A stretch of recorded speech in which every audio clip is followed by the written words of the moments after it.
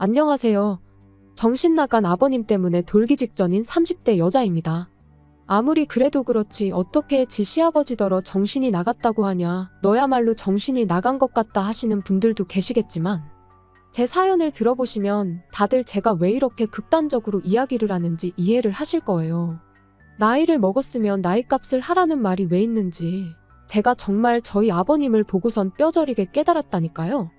하긴 저희 아버님이 나이값만 못하시는 게 아니고 솔직히 남편한테 말은 못했지만 아예 인간 같지가 않을 때도 많았어요.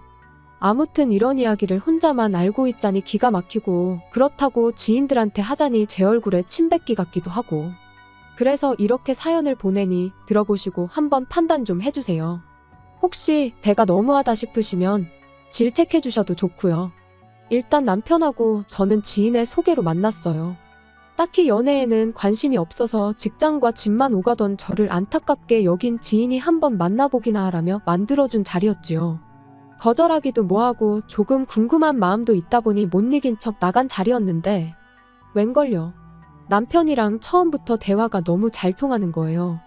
그래서 2번, 3번 만나다가 정식으로 교제를 시작했습니다. 그리고 사귀면서 알게 된 건 저희 남편이 요즘엔 그렇게 보기 힘들다는 개천에서 난 용이었단 거였죠. 소위 깡촌이라 불리는 시골에서 나고 자란 데다가 아버님께서 남편 역할, 아버지 역할 뭐 하나 제대로 하신 게 없으셨다 보니 어머님이 농사도 지으시고 다른 집 일도 도와주시고 한마디로 실질적인 가장의 역할을 하시며 남편 뒷바라지를 해주셨다나요?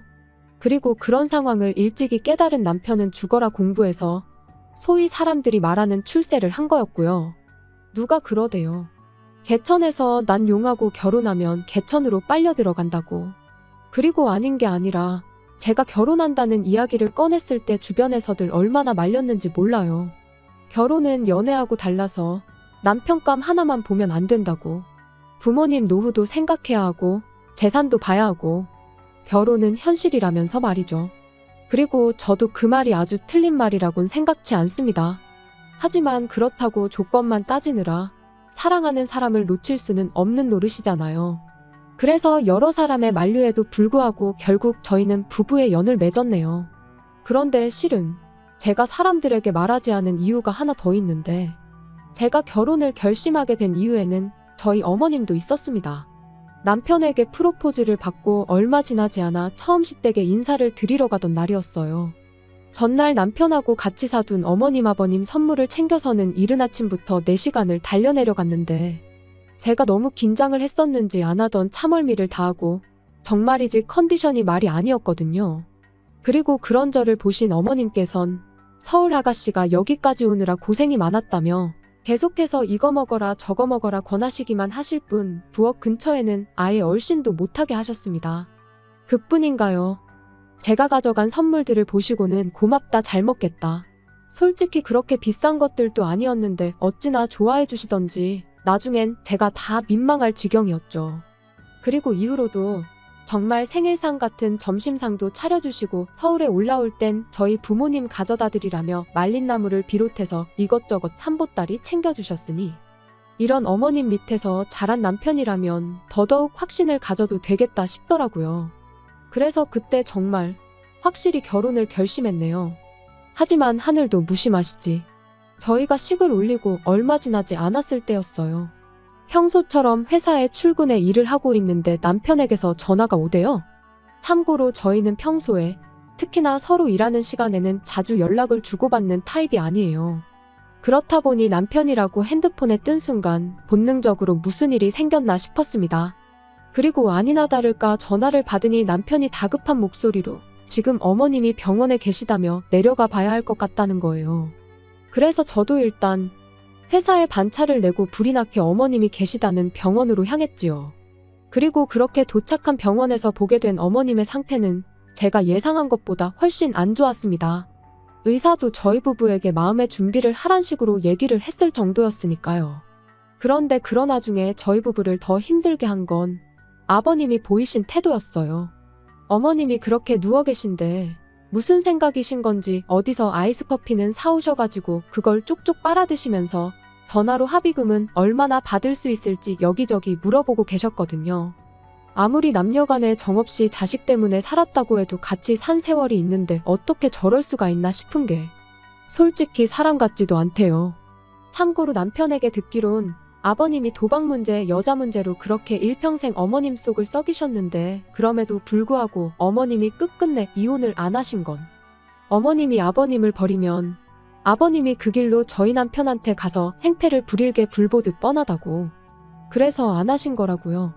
그런데 결국 어머님만 불쌍하게 됐으니 정말 신이 있긴 한 건가 싶더라니까요. 한편 어머님은 입원한 지 6일째 되던 날 세상을 떠나셨습니다.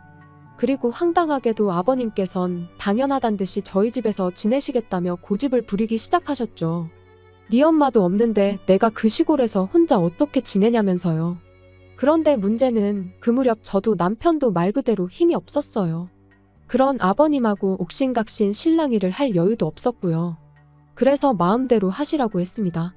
와서 계시려면 계시라고요. 그런데 그렇게 올라오신 지 한 3주나 지났나 아버님이 정말 크게 역성을 내셨습니다. 당신이 와 있는데도 저희 둘 다 나 몰라라 하고 저희 할 일만 하는 게 싸가지가 없다면서요. 그리고 그런 아버님의 말씀에 당연히 저희가 억울할 수밖에 없었던 게 그럼 뭐 회사를 관두기라도 했어야 하나요? 게다가 아버님이 좋은 일로 저희 집에 와 계시는 게 아니고 어머님이 돌아가셔서 혼자 못 지내시겠다고 와 계셨던 건데 그런 아버님을 모시고 여기저기 놀러라도 다녔어야 하냔 말이죠. 그래서 제가 결국 아버님께 너무하신다고 한마디 했어요. 아무리 죽은 사람만 불쌍하다지만 며칠이나 지났다고 심심하다 그런 소리를 하시냐고. 어머님한테 미안하지도 않으시냐고요. 그랬더니 아버님이 말씀하시길 네 시애미가 나 때문에 죽었냐입니다. 내가 운전해서 내가 차로 받았냐면서요. 그리고 서슴없이 그런 막말을 퍼부으시는 동안 목에 핏대는 한껏 세워서 소리를 지르시는데 정말 사람 맞나 싶은 거예요. 그래서 아버님께 정말 더는 같이 못 지내겠다고 내려가시라고 했습니다. 그랬더니 안 가신대요. 죽어도 못 간대요. 가서 어떻게 사냐고 절대로 못 간다고 여기서 저희랑 평생 사시겠다고요. 정말이지 미치고 팔짝 뛸 노릇이었죠. 그런데 그때 저희 남편이 얼마 주면 가실 거냐 했습니다. 얼마를 드리면 가주실 거냐고요. 그리고 그렇게 타협한 게 매달 50만 원이에요. 50만 원씩 보내드리는 조건으로 같이 산다는 얘긴 두 번 다시 안 하시기로요. 정말이지 돈 앞에선 장사 없다지만 결국 처음부터 저희랑 지내시려던 것도 어머님이 안 계신 집에서 혼자 지내실 자신이 없으셔서가 아니라 일평생 어머님한테 그러셨듯 이번엔 저희 등골에 빨대 꽂으려고 하셨던 거구나 싶은 게 소름이 끼치고 한편으론 남편이 불쌍하고 남편도 남편대로 저한테 미안해했죠. 그리고 그 일이 있고 한반년쯤 지났던 작년 가을이었습니다. 웬일로 아버님한테 문자가 왔는데 할 이야기가 있으니 빠른 시일 내에 한번 내려오라대요. 그래서 바로 그 주 주말에 남편과 시댁을 찾았어요. 참고로 어머님이 돌아가신 이후로 그때가 3번째 방문이었습니다. 처음에 내려가서는 어머님 유품 정리를 했고 2번째 내려갔을 때 이제 어머님이 쓰시던 방을 치웠죠. 사실 이때도 아버님하고 고성이 오가긴 했습니다. 남편은 돌아가신 지 얼마나 됐다고 그냥 당분간은 어머님이 쓰시던 방은 그대로 유지했으면 좋겠다. 아버님은 사는 내가 불편하다는데 네가 무슨 간섭이냐. 그래서 결국 어쩔 수 없이 저희가 정리했어요.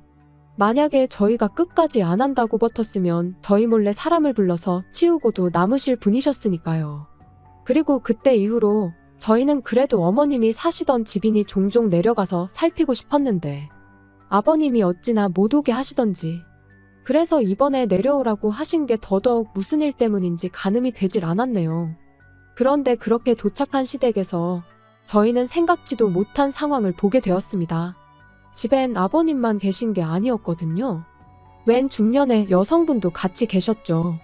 그리고 저희가 누구라는 눈빛으로 그분을 쳐다보니 아버님께서 저희더러 새엄마랍니다. 당신하고 결혼할 여자니까 저희한텐 새엄마라고요. 기가 막히대요. 재혼도 그렇고 새엄마는 무슨 새엄마. 정말 어처구니가 없더라니까요.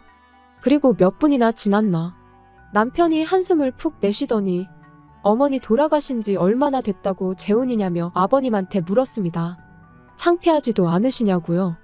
그런데 아버님은 내가 죄졌냐? 내가 왜 창피하냐 하시더니 니들이 나 데리고 살 것도 아니면서 왜 못하게 하냐고 소리를 지르시대요. 그리고 솔직히 그땐 아버님 말씀도 일리가 있다 싶기도 했어요.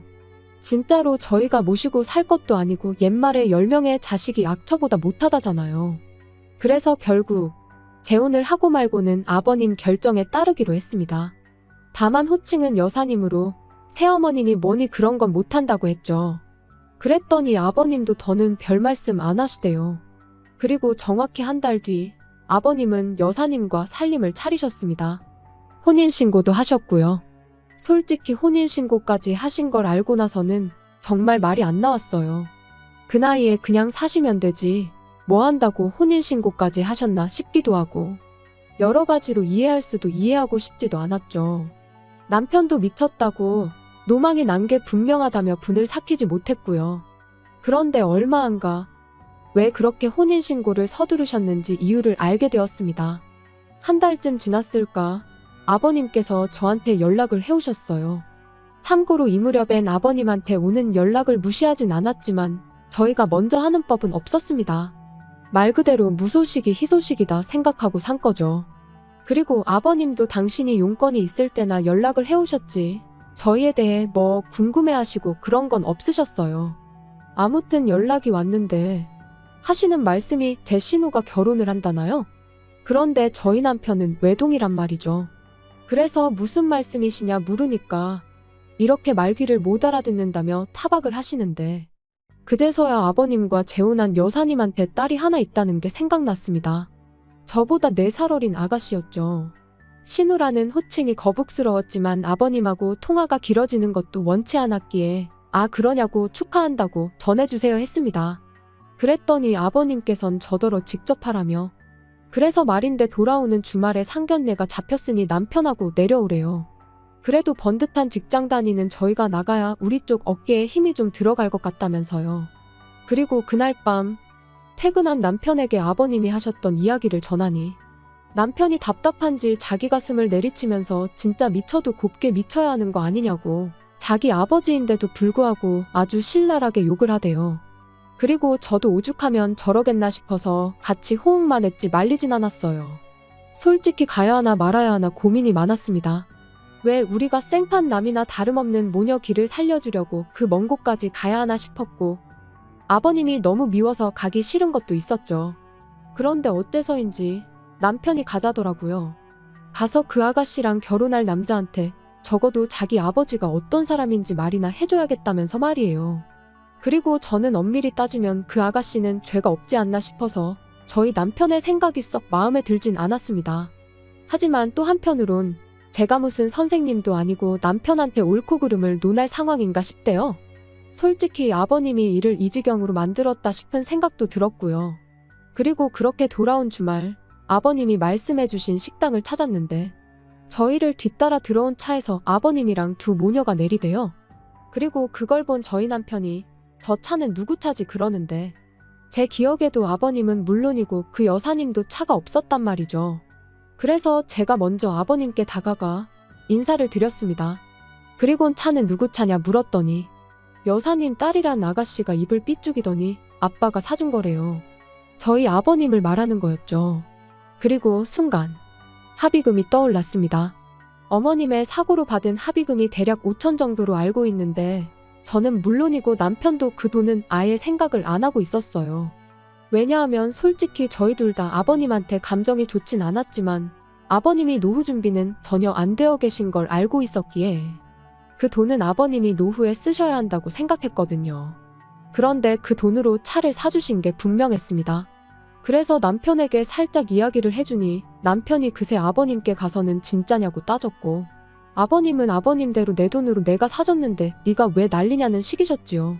그리고는 네가 평소에 잘했으면 너 사줬을 거라고 그러시는데 뭐가 문제인지조차 모르시는구나 싶은 게 참으로 답답했네요. 남편은 그런 아버님께 어떻게 엄마 목숨값을 그런 식으로 쓸 수가 있냐면서 울분을 토했습니다.